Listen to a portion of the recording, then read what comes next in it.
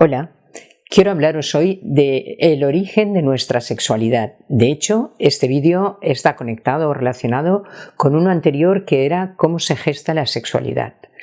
Bien, el otro día quizás hablé mucho de cuestiones de estímulos externos, pero hoy quiero hablaros más del papel fundamental que tienen esas figuras de referencia que generalmente son el padre y la madre. Por cierto, os hago un pequeño inciso antes de lanzarme en el tema. Quería pediros que si veis los vídeos os suscribáis, porque hay muchas más visualizaciones que suscripciones, ya luego veréis las cifras. Bueno, pues seguimos. Los padres tienen un papel importante, los padres o los sustitutos paternos. Son dos figuras en la vida de un niño pequeño muy relevantes, porque su personalidad, cómo son, qué mecanismos tienen, cómo nos tratan, qué nos transmiten, qué nos hacen sentir, todo eso va a marcar mucho la sexualidad que vamos a tener posteriormente. Igual, como decíamos en vídeos anteriores, que todos los aspectos de nuestra personalidad se gestan en esa primera infancia, desde que nacemos y en los primeros años de vida sobre todo. Entonces, estas dos figuras tienen un papel muy decisivo. Pongamos unos ejemplos. Imaginémonos que nace un niño y en esos momentos, en esa etapa, su padre y su madre pues tienen una relación difícil por X circunstancias, una relación tensa, y de los dos, el padre quizás es más autoritario, más rígido, más severo, más hostil, menos cercano con el niño. Indudablemente eso tendrá su impacto. Si el padre es así, pero la madre, todo el conflicto que están viviendo, es una persona cariñosa, cercana, comprensiva, paciente, el niño lógicamente se va a sentir más cercano a esa figura afable, acogedora y que le transmite todo ese afecto, que a la figura que no le transmite todo eso. Eso evidentemente vaya a generar cosas que harán que luego nuestra sexualidad se defina de una manera o de otra.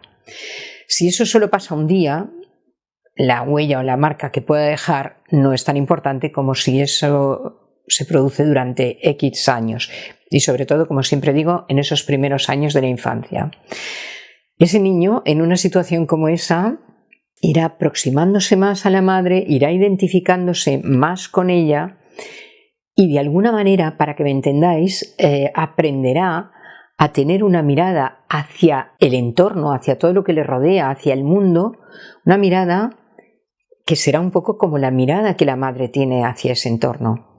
Y en eso, como la madre es una mujer y en principio en determinadas situaciones la madre va a estar como mirando más hacia los hombres como personas que ella desea, el hijo se identifica a ella independientemente de que sea un varón, sea un niño, va a ver el mundo un poco a través de los ojos de la madre y lo va a ver como ella, con lo cual probablemente este niño, cuando sea adulto, cuando su sexualidad ya se manifieste, va a ser una persona con una tendencia más hacia personas de su mismo sexo, porque será lo que pasaba con la madre, que miraba, diríamos, más a nivel de deseo a los hombres que a las mujeres. Entonces el niño, independientemente, ya digo, de ser niño, se habrá identificado a la madre y le gustarán más los hombres, porque la figura del padre, tal y como era y como se manifestaba, no ayudó a que él se pudiese identificar con esa figura.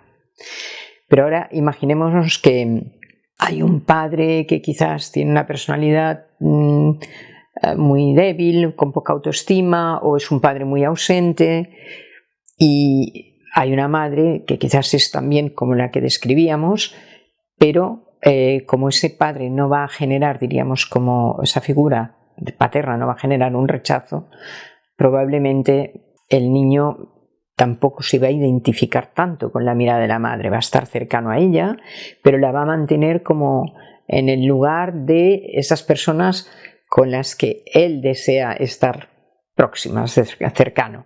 Entonces, en el futuro ese niño quizás va a fijarse más o va a desear más a las mujeres que a los hombres. porque la figura del padre no le habrá, diríamos, dañado tanto en ese sentido. Pero ahora imaginémonos, por ejemplo, que en lugar de ser un niño es una niña.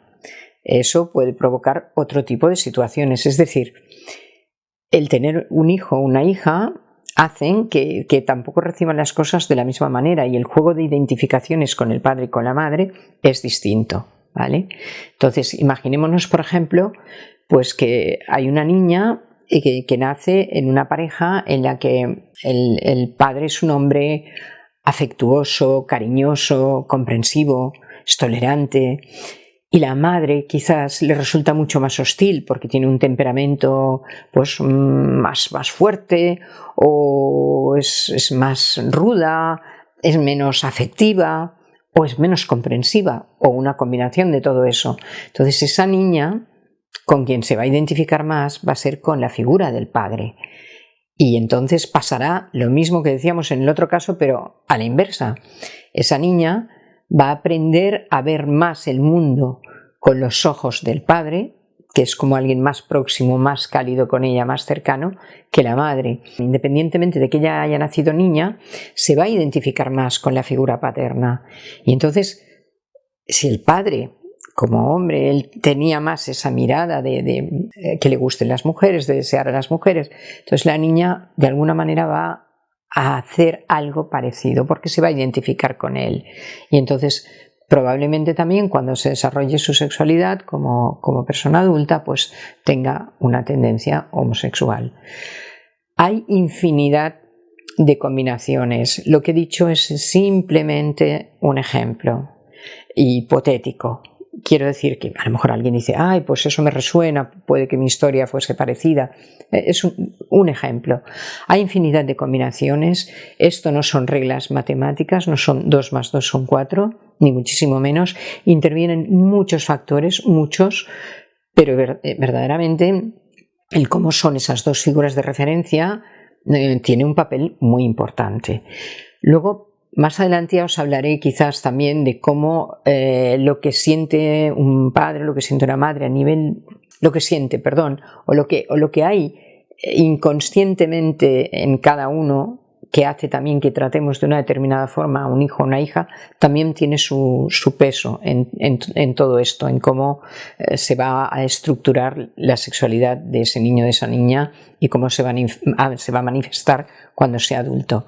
Pero, ya digo, no es una regla matemática, intervienen muchísimos factores, hay múltiples combinaciones. Yo diría que hay tantas combinaciones como individuos hay en el mundo, porque cada uno tiene su sexualidad compuesta de diferentes aspectos. Entonces no podemos unificar demasiado criterios, incluso cuando hablamos de alguien que es heterosexual o que es homosexual, como decíamos también en el otro vídeo, vive su sexualidad con matices muy distintos de uno a otro. Nadie vive la sexualidad de una forma idéntica a otra persona.